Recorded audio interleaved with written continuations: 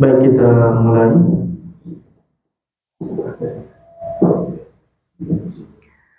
Bismillahirrahmanirrahim. Assalamualaikum warahmatullahi wabarakatuh. Innal hamdalillah nahmaduhu wa nasta'inuhu wa nastaghfiruhu wa nastahdi wa natubu ilayh. Wa na'udzu billahi min shururi anfusina wa sayyiati a'malina. May yahdihillahu fala mudilla lahu wa may yudlil fala hadiya lahu. Wa asyhadu an la ilaha illallah wahdahu la syarika lahu wa asyhadu anna Muhammadan abduhu wa rasuluhu la nabiyya wa rasula ba'dah. Kaum muslimin dan muslimah, Bapak Ibu, tatawaku kama tompa sarbatan koneka hadirin. Alhamdulillah, pada kesempatan yang berbahagia ini kembali kita melanjutkan kajian kita pembelajaran berkaitan dengan tauhid yang merupakan hak yang paling agung, yang paling besar kepada Rabbul Alamin, yaitu Sang Pencipta langit dan bumi. Oleh karenanya dikatakan, siapa yang senantiasa menegakkan hak yang besar ini, yaitu senantiasa mentauhidkan Allah Jalla Jalaluhu, maka mereka adalah orang-orang yang senantiasa merasa mendapatkan kebahagiaan dunia dan akhirat. Dan sebaliknya, siapa yang senantiasa jauh dari nilai-nilai tauhid, maka sungguh orang itu tidak akan pernah merasakan kebahagiaan. Ya, meskipun banyak harta yang mereka miliki, jabatan yang mereka sandang sangat tinggi dan besar, tapi kalau mereka tidak di atas tauhid yang benar, tidak di atas agama yang benar, maka mustahil mereka bisa mendapatkan kebahagiaan yang hakiki. Dan salah satu keutamaan orang yang mentauhidkan Allah adalah bahwasanya orang yang senantiasa mentauhidkan Allah, mereka senantiasa mendapatkan ketenangan hidup. Dari semua nikmat yang Allah berikan kepada kita, maka nikmat aman, ketenangan hidup, nyamangi pakasyata adalah merupakan perkara besar. Jadi mana pun jai pak barang-barangan tak, jai oto tak, lumpui balat tak, mingka tena nikasia ki anjo nikananya kasanangan nyawa. Tidak merasakan ketenangan jiwa, sering galau, suntuk, sering merasa termenung, sering mengkhayal. Maka apalah arti semua nikmat yang kita dapatkan? Tidak ada tujuannya zaman rahmatullah. Tidak ada semacam manfaat dari nikmat hidup yang kita dapatkan. Tetapi kadang kita jumpai ada orang biasa-biasa je balana tawa. Ya balagamat saja. Makanannya juga biasa. Transportasinya juga biasa. Ya mungkin kadang kita mengatakan si fulan orang miskin, ikhwah kita ini miskin. Biasa-biasa hidupnya. Tidak glamor, bukan orang kaya. Tetapi dia di atas agama yang baik, rajin sembahyang, rajin membaca Quran, rajin membaca Quran, rajin beribadah kepada Allah di atas tauhid yang benar, maka boleh jadi hidupnya lebih tenang daripada orang kaya. Dan terbukti zaman sekarang, terbukti banyak sekali kita sering mendapatkan berita di media sosial. Ada orang kaya, terkenal, tenar, banyak uangnya, banyak hartanya, tetapi tidak mampu merasakan kebahagiaan. Kerjanya hanya kawin cerai. Kadang pernikahannya seumur jagung. Padahal banyak uangnya, banyak hartanya. Tetapi dia tidak mampu merasakan ketenangan. Bahkan kita pernah mendapatkan ada orang kaya, suami istri kecanduan dengan narkoba. Naudzubillah. Padahal doi na doi. Lumpui balakna. Investasinya bisa 7 turunan, Pak. Tidak habis itu uangnya. Kadang dia bingung sendiri bagaimana menghabiskan uangnya. Tapi tidak merasakan ketenangan. Tidak merasakan kedamaian. Hampa hidupnya. Ibarat sebongkah mayat yang tidak memiliki ruh. Apa artinya Pak? Kalau kita badan tak secara zahir, secara nampak sehat, tetapi batin tak sakit.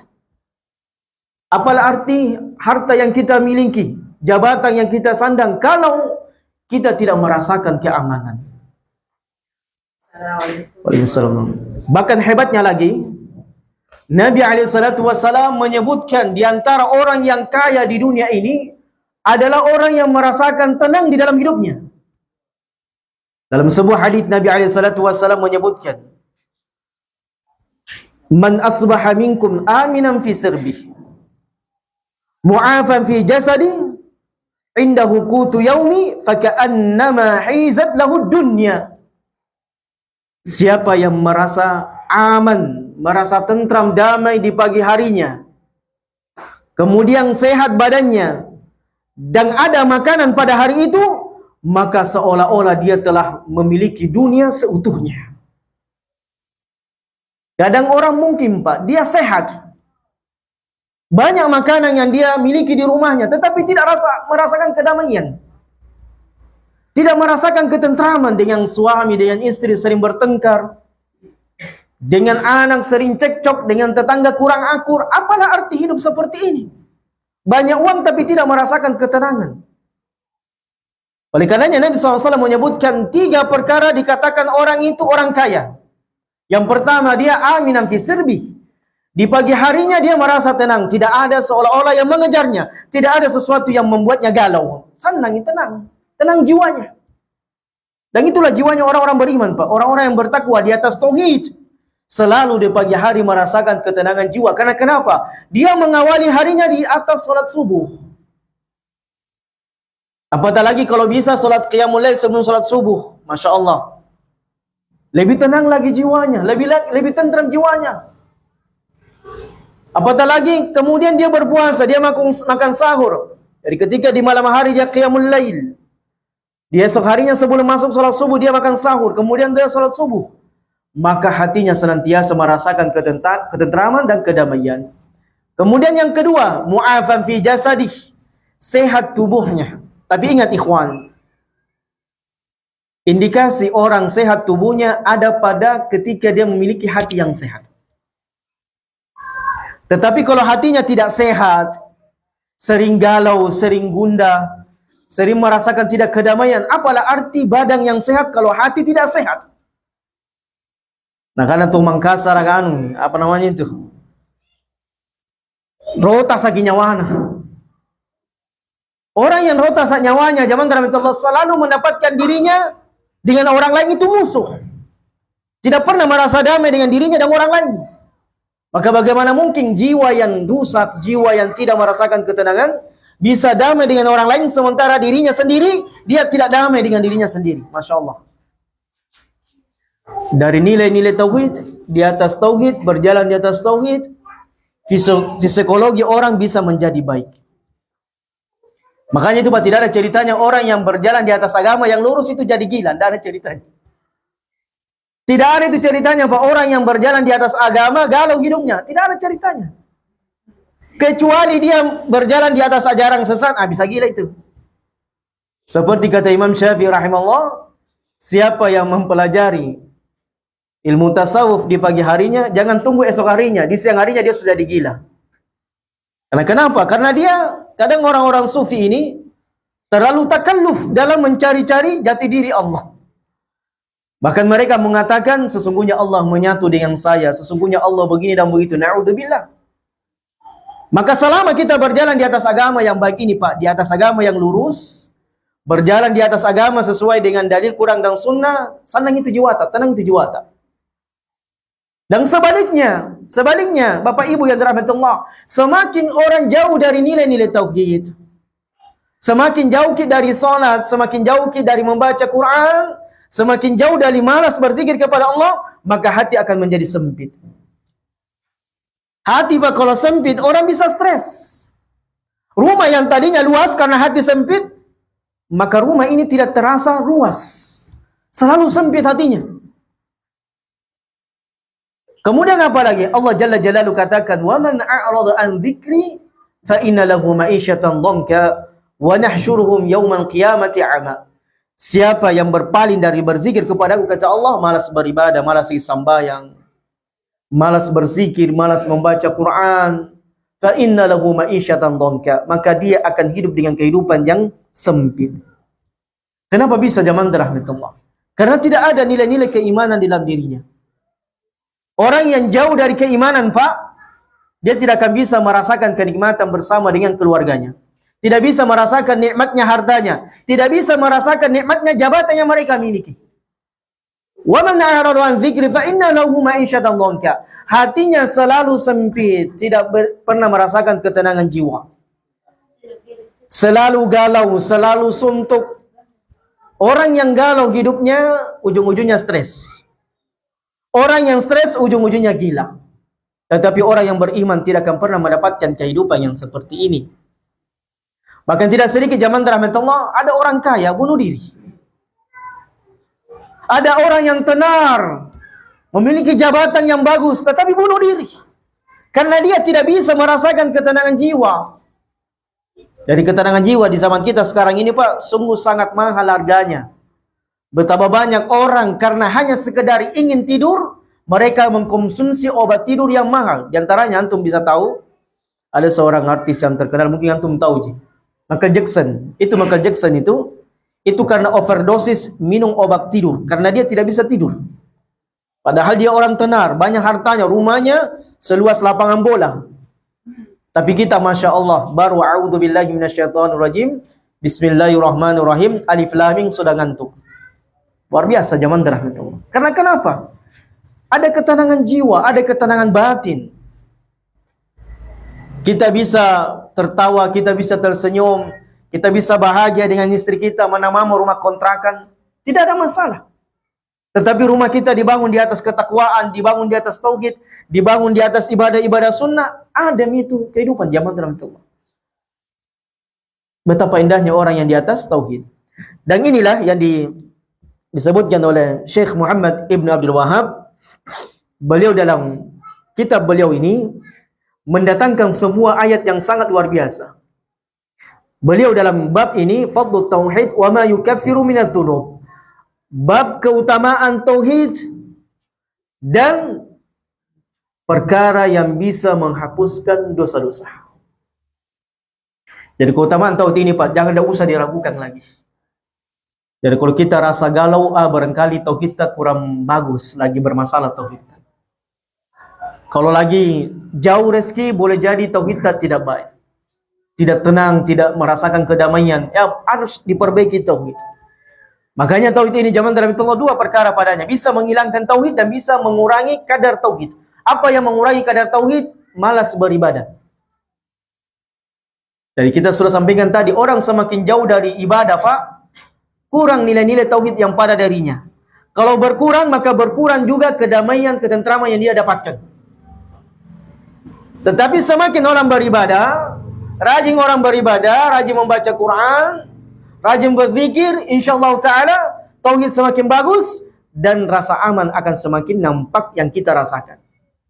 Baik, kita bacakan. Wa qaulillahi ta'ala, dan firman Allah Subhanahu wa ta'ala yang beliau sebutkan, alladzina amanu walam yalbisu imanahum bidzulmin ulaika lahumul amnu wa hum muhtadun.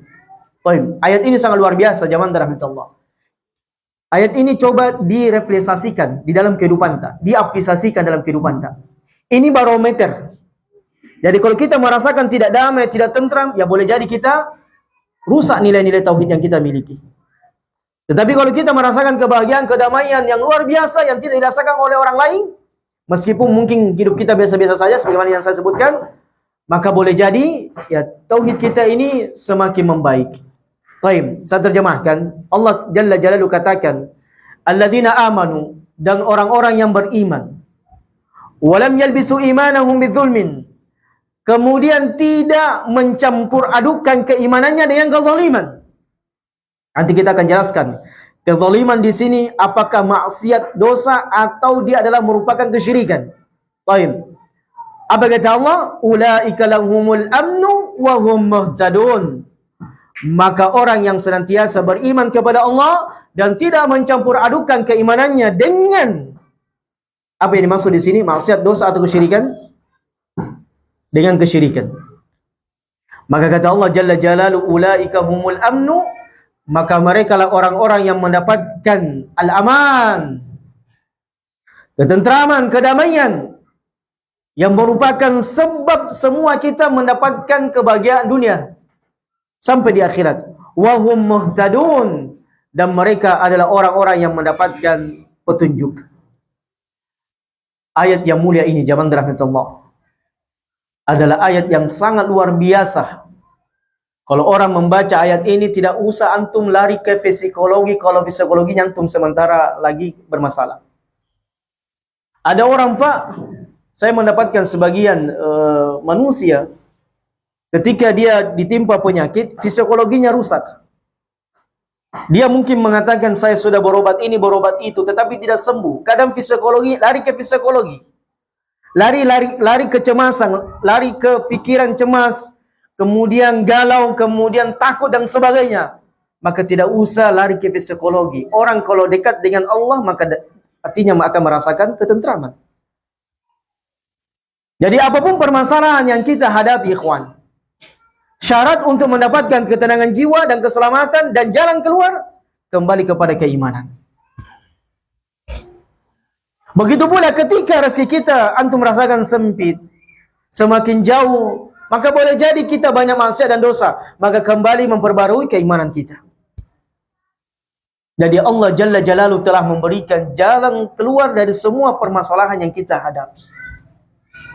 Sehingga orang yang beriman itu tidak usah letih-letih mencari psikolog yang bisa kemudian memberinya nasihat, memberinya petua, tidak usah. Ambil air wudu, kita sholat bermunajat kepada Allah. Ibu-ibu ada permasalahan cekcok dalam rumah tangganya, tidak usah curhat dengan orang lain. Apatah lagi curhat di media sosial, tidak usah. Curhat kepada Allah Jalla Jalaluhu. Ambil air wudu, sujud, rukuk, baca Quran, zikir kepada Allah. Itu lebih menenteramkan jiwa-jiwa kita semuanya. Dan dibandingkan kita ini banyak banyak curhat, banyak memposting status di media sosial, tidak bermanfaat. Ya justru semakin orang menertawakan kita semuanya. Kalau ada masalah kita kadang memposting di media sosial, tidak ada manfaatnya, jamaah dirahmati. Dan termasuk dosa. Termasuk dosa bagi seorang wanita ketika wanita mengumbar aibnya di dalam rumah tangga mereka. Termasuk dosa. Tidak usah kita banyak mengumbar aib-aib dalam rumah tangga kita. Mengumbar aibnya suami. Ini tidak benar. Maka belajar dari sahabiah, para sahabat Nabi SAW di kalangan para wanita. Mereka adalah orang-orang yang ketika ada masalah selalu mendekatkan diri kepada Allah. Bahkan zaman dalam Allah Subhanahu wa taala, ya kisah-kisah mereka sungguh sangat luar biasa. Ketika mereka ditimpa dengan musibah, ketika ditimpa dengan kefakiran, kemiskinan, mereka adalah orang-orang yang sejatinya berjalan di atas agama ini dan mereka tidak pernah merasa khawatir dengan apapun ujian yang mereka dapatkan. Tapi zaman dalam Allah, kita baca munasabatu hadzal babi lil kitabi at-tauhid. Hadzal babi lil kitab at-tauhid. Baik. Kesesuaian bab ini dengan penjelasan kitab tauhid yang kita akan jelaskan di kitab ini. Baik.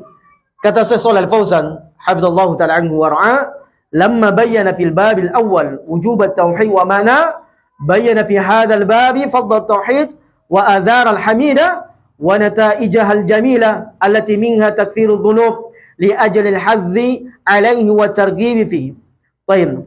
Dalam pembahasan yang sudah kita lalui, yang telah lewat, Maka Syekh Muhammad Ibn Abdul Wahhab menjelaskan kepada kita dan mendatangkan dalil tentang wajibnya tauhid dan makna tauhid. Jadi tauhid ini apa hukumnya? Zaman rahmatullah sebagai murojaah, apa hukumnya tauhid? Wajib. Harus ada pada diri seseorang ketika ibadahnya ingin diterima oleh Allah. Tidak ada tauhid, tidak ada ibadah. Meskipun anda letih, capek beribadah kepada Allah, kalau tidak ada nilai tauhid dalam diri kita, maka semua ibadah yang kita lakukan tidak ada manfaatnya dan tidak ada gunanya. Baik. Kemudian wa bayyana fi hadzal babi fadl tauhid wa adhar al-hamidah.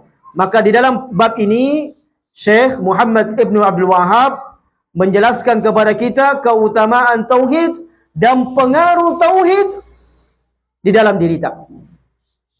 Jadi ini hebatnya Pak. Tauhid ini sangat memberikan pengaruh besar di dalam diri kita.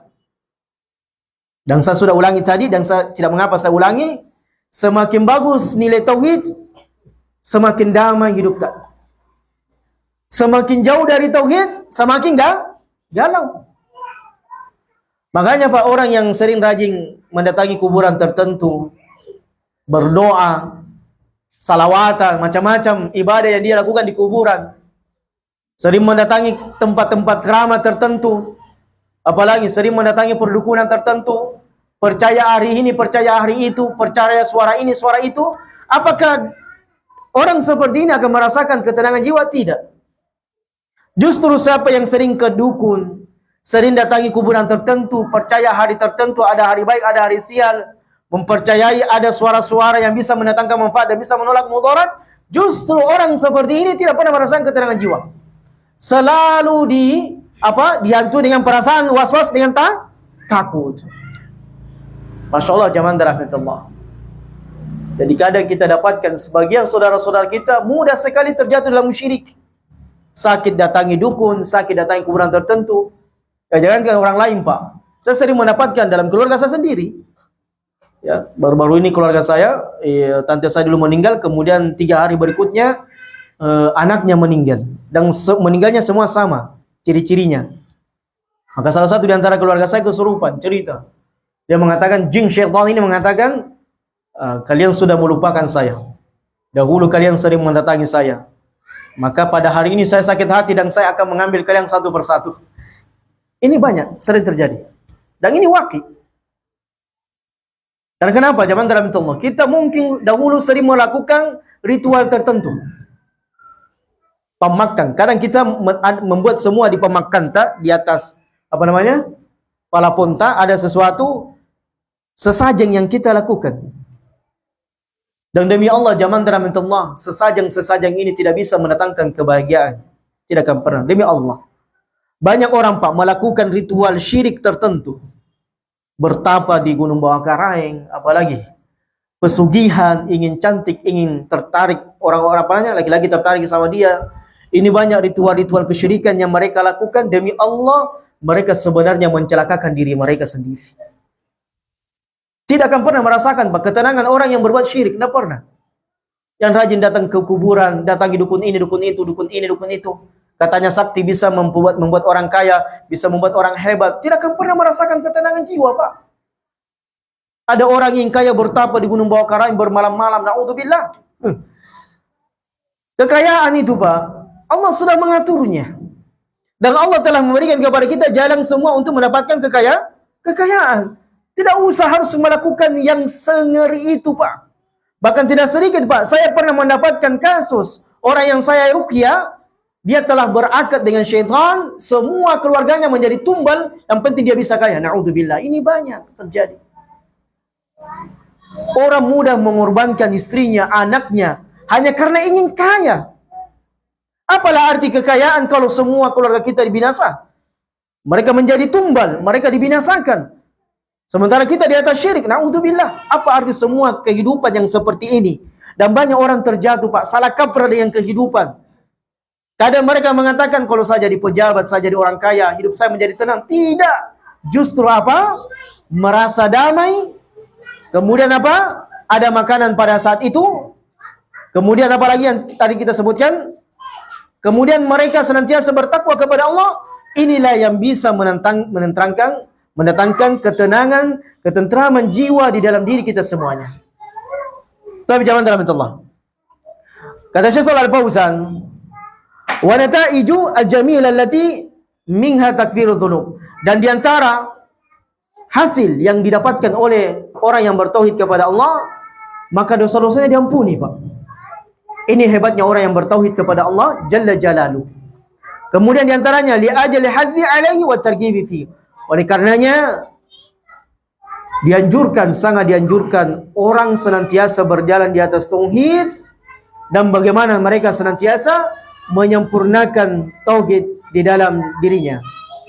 Soal zaman dalam Allah, kita baca penjelasan beliau Syekh Shalih Al-Fauzan, antum bisa lihat di kitabnya. Di sini dijelaskan bab. Jadi bab itu secara bahasa adalah al-madkhal. Jadi bab ini adalah pembukaan atau penjelasan pertama ketika membahas semua perkara. Itu yang dimaksud dengan bab. Wa istilahan, secara istilah, ismun li jumlatin minal ilmi tahtahu fusul wa masailu ghaliban. Adapun secara istilah yang disebut dengan bab adalah sebuah penamaan bagi li jumlatin minal ilmi, cakupan daripada ilmu yang dipelajari seseorang, tahtahu fusul wa masail, di mana setelah pembahasan itu di bawahnya ada rincian dan masail-masail yang dijelaskan secara keseluruhannya atau kebanyakannya.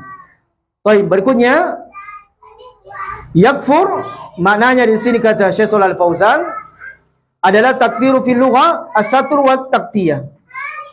Adapun makna yakfur, yukafir atau takfir fil lugha secara bahasa adalah as-satru wa taqtiyah.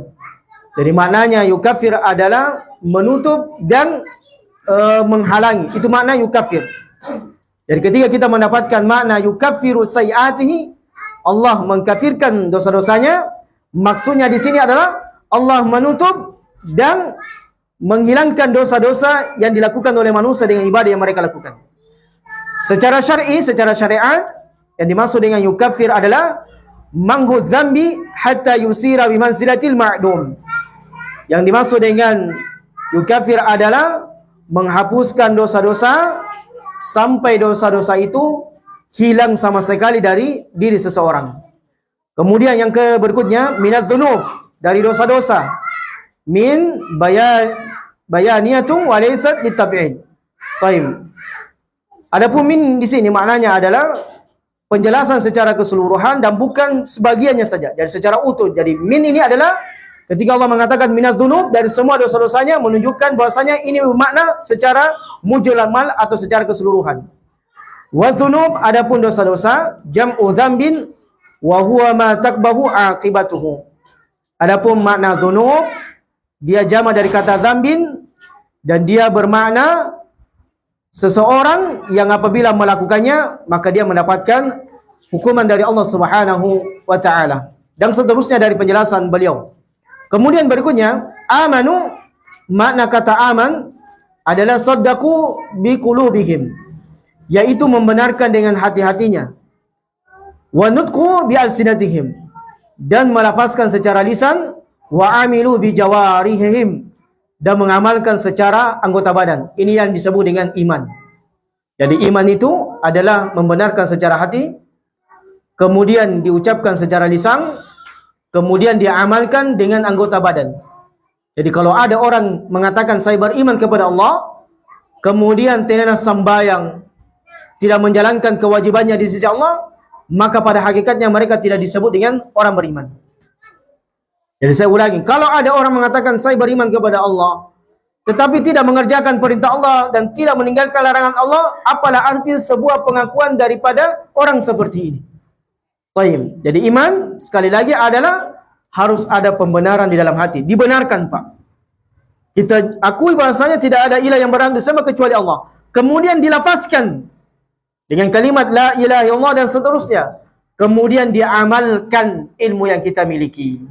Jadi tidak sekedar ucapan dan pembenaran dalam hati, tapi tidak ada amalan. Apalah gunanya keimanan seperti ini?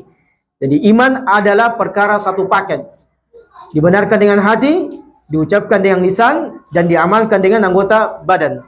Kemudian kata Syekh Shalih Al-Fauzan dalam kitabnya ini, yalbisu imanahum yakhlitu tauhidahum, mencampur adukan tauhidnya. Jadi yang dimaksud dengan iman di sini adalah tauhidnya. Bidzulmin, tayyib. Ini yang kita jelaskan tadi. Makna zulmun di sini ikhwan adalah kesyirikan. Jadi kesyirikan ini adalah kezaliman yang paling besar. Kenapa jamaah rahmatullah? Kesyirikan ini disebut dengan kezaliman yang besar sebab ketika orang berpaling dari ibadah selain daripada Allah, bergantung selain daripada Allah, maka mereka meletakkan sesuatu bukan pada tempatnya. Misalnya orang mendatangi kuburan tertentu, berdoa di kuburan tertentu, maka ini bukan orang yang adil, orang yang bijak. Karena kenapa? Bagaimana mungkin kita meminta kepada manusia yang sudah mati? Ketika masih hidup saja, belum tentu dia bisa mengijabah doa, apalagi kalau sudah mati. Ini kadang kita banyakkan manusia tidak bisa meletakkan sesuatu pada tempatnya. Dan ingat ikhwan, saya ingin sampaikan sama kita semuanya, iman itu sebagaimana yang dijelaskan oleh para ulama, ada 3 rinciannya. Yang pertama iman atau tauhid yang berkaitan dengan rububiyah. Kemudian iman atau tauhid yang berkaitan dengan uluhiyah. Kemudian yang ketiga adalah iman atau tauhid yang berkaitan dengan apa? Asma wa sifat. Ini harus tuntas. Ini harus dipahami oleh seseorang. Ya mungkin sebagian al-Asy'ariyah menuduh salafi, orang-orang yang berjalan di manhaj salaf, mereka kemudian mengatakan sungguh heran bagi orang-orang salaf karena mereka membagi tauhid menjadi 3. Baik ikhwan, kita katakan, andaikan pun pembagian 3 tauhid ini kita tidak jelaskan, tapi ilmu tentang 3 tauhid ini sudah ada dalam Quran dan sunnah Nabi sallallahu alaihi wasallam. Tidak bisa dihilangkan istilah seperti ini. Para ulama menyebutkan istilah seperti ini, tauhid rububiyah, uluhiyah, wa asma wa sifat, mereka tidak pernah lepas dari Quran dan sunnah Nabi alaihi salatu wasallam. Bahkan surah Al-Fatihah saja itu menyebutkan 3 tauhid ini. Kenapa jamaah rahmatullah? Kemudian para ulama menyebutkan 3 tauhid ini, inilah kedalaman para ulama Ahlussunnah wal Jamaah. Mereka ketika melihat, oh ternyata tidak cukup hanya beriman kepada Allah, tetapi mereka mendatangi kuburan tertentu. Tidak cukup beriman kepada Allah, beribadah kepada Allah, tetapi asma dan sifat-sifat Allah mereka nafikan. Tidak cukup. Harus 3 sempurna pada keimanan seseorang. Harus 3 pada diri seseorang, barulah dikatakan sempurna tauhidnya. Yang pertama tauhid rububiyahnya harus sempurna, Pak. Apa yang dimaksud dengan tauhid rububiyah, Ustaz? Al-i'tiqad bi anna Allah huwal khaliq al-mudabbir al-musawwir dan seterusnya. Adapun yang dimaksud dengan tauhid rububiyah adalah keimanan bahwasanya tidak ada yang menghidupkan, tidak ada yang mematikan, tidak ada yang memberi rezeki kecuali siapa? Kecuali Allah. Hampir Pak semua manusia, kalau kita tanya siapa yang menciptakan langit dan bumi, pasti mereka mengatakan siapa? Allah. Yang mematikan dan menghidupkan Allah. Namun sayang ketika mereka dijelaskan tauhid uluhiyah, mereka terjatuh dalam tauhid uluhiyah. Apa yang dimaksud dengan tauhid uluhiyah? Al-i'tiqad bi anna Allah huwal mustahiqqu lil ibadah. Yaitu mengimani bahwasanya zat yang berhak untuk diibadahi siapa? Allah Jalla Jalaluhu. Jadi meskipun orang sempurna tauhid rububiyahnya, tetapi kalau tidak sempurna tauhid uluhiyahnya, maka tidak ada nilai tauhid pada dirinya. Kemudian yang ketiga, tauhid apa? Asma'u wa sifat. Beriman dengan nama dan sifat Allah, tanpa kemudian kita menafikan namanya Allah, tanpa kemudian kita mentaktilkan, menghilangkan namanya Allah, atau mengubah maknanya, atau ragu dengan maknanya. Tidak boleh, zaman rahmatullah. Atau memisalkan sifatnya Allah sama dengan makhluk. Jadi apa yang datang dari Quran dan Sunnah tidak boleh kita kemudian nafikan. Bahkan tidak sedikit di antara manusia ketika kita mengatakan Ar-Rahmanu 'alal 'arsy istawa, dia Allah yang Rahman berada di atas arsy, banyak orang mentakwilkan Allah bersemayam di atas arsy. Ya, di antara takwilannya Mereka kemudian mengatakan Allah itu tidak di atas arsy, tetapi Allah itu tidak bisa kita tunjuk. Allah tidak di kanan, tidak di kiri, tidak di depan, tidak di belakang. Maka sebagian manusia mengatakan Allah itu bersemayam di dalam diri manusia. Na'udzubillah. Maha suci Allah Subhanahu wa taala dari apa yang mereka sebutkan, dan banyak sekali zaman rahmatullah. Makanya hati-hati ketika kita beriman kepada Allah, jangan sampai kita menyimpang dari Quran dan Sunnah. Karena ketika kita menyimpang dari Quran dan Sunnah, maka semua keimanan yang kita miliki tidak ada nilainya. Allah Subhanahu wa taala mengatakan, "Fa in amanu bimithli ma amantum faqad ihtadaw." Siapa yang beriman sama dengan keimanannya yang dibawa oleh Nabi, maka sungguh orang itu akan mendapatkan petunjuk. Dan sebaliknya, siapa yang beriman tidak seperti keimanannya Nabi SAW, maka mereka sama sekali tidak akan pernah mendapatkan petunjuk. Dan Nabi SAW sudah sebutkan bahwasanya kaum muslimin terpecah belah menjadi 71 golongan. Dalam riwayat yang lainnya menjadi 72 golongan. 70 atau 71 golongan kata Nabi SAW, semuanya diancam dengan neraka Allah. Tinggal satu, mereka yang senantiasa beriman di atas keimanan yang diajarkan oleh Nabi SAW. Ini penting, zaman rahmatullah. Karena banyak juga zaman rahmatullah orang bercadar, banyak diantara manusia istrinya bercadar, kemudian jenggotan juga, cingkrang sama dengan kita, tetapi keimanannya rusak. Apa keimanan yang rusak dalam dirinya? Mereka meyakini siapa yang terjatuh dalam kesalahan, dalam dosa, maka dia telah keluar dari agama ini dan wajib untuk diperangi.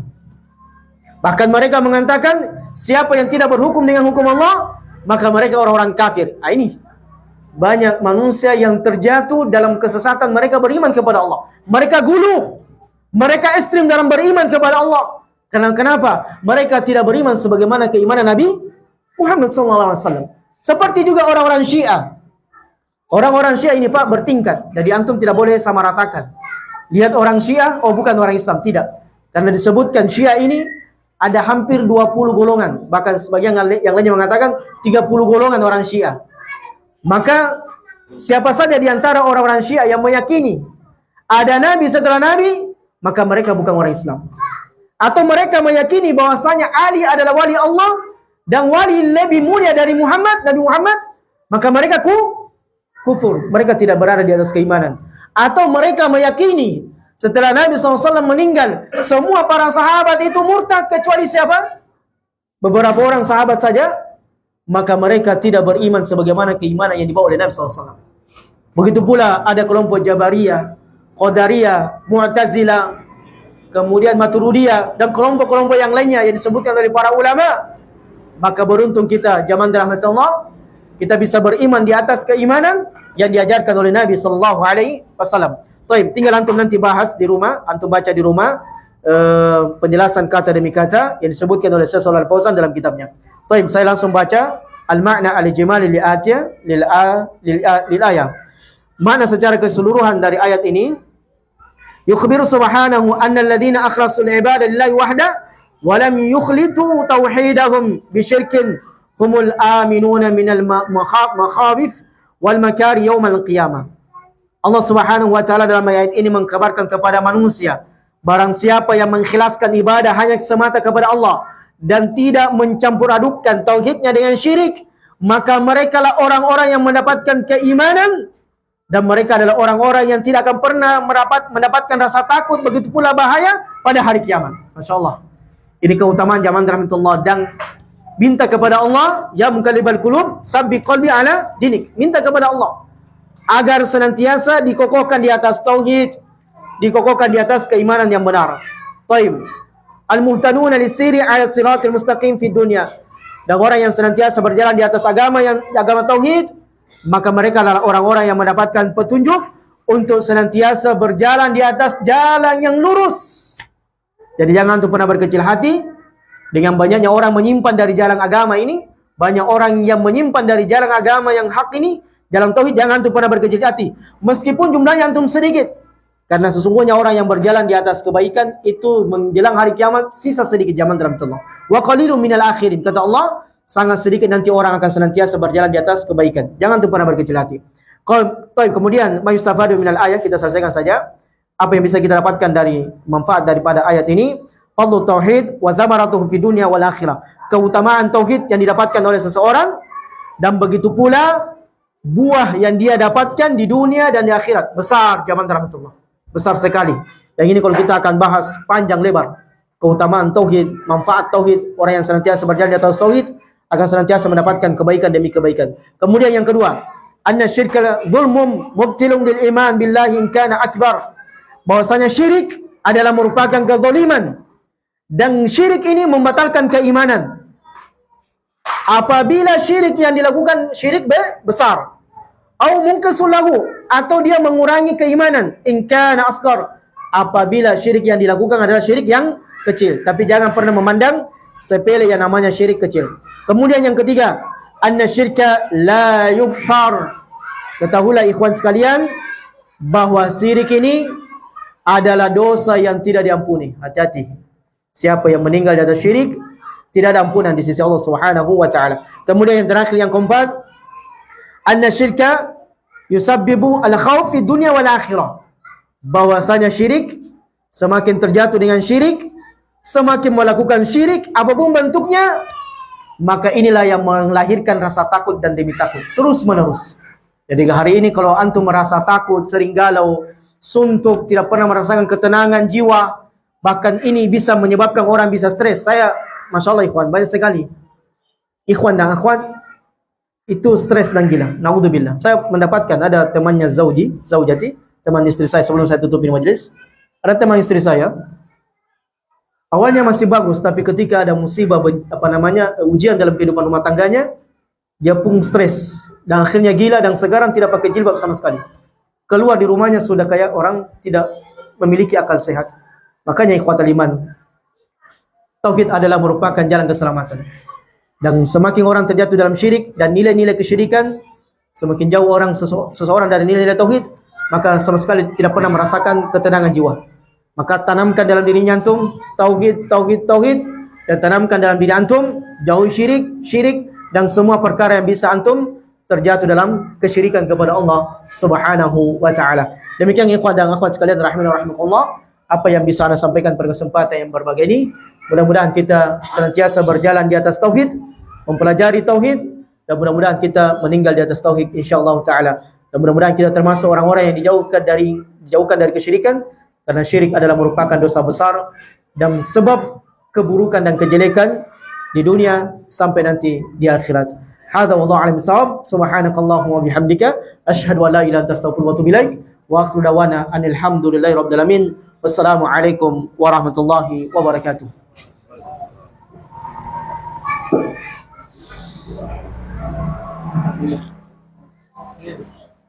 Thank you.